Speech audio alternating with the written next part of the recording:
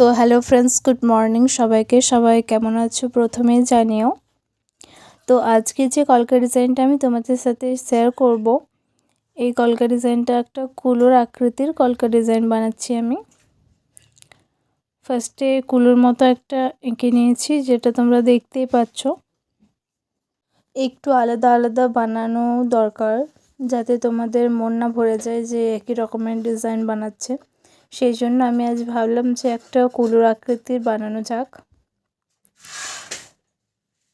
এটা তোমরা পানপাতা কলকা ডিজাইনের মতো করতে পারো, অথবা এটা তোমরা হ্যান্ড কলকাও বানাতে পারো।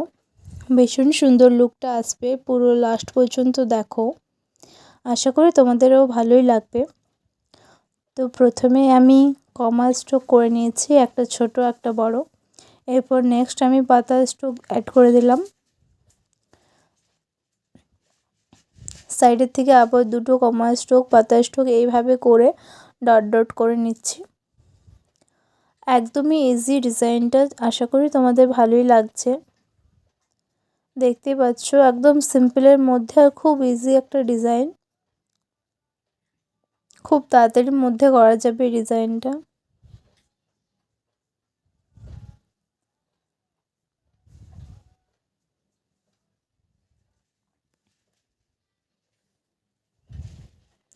এরপর ওপরের সাইড থেকে আমি কমা স্ট্রোক করছি, একটা অপোজিটে আরেকটা। এরপর লাস্টের দিকে কয়েকটা ডট স্ট্রোক দিয়ে দিচ্ছি।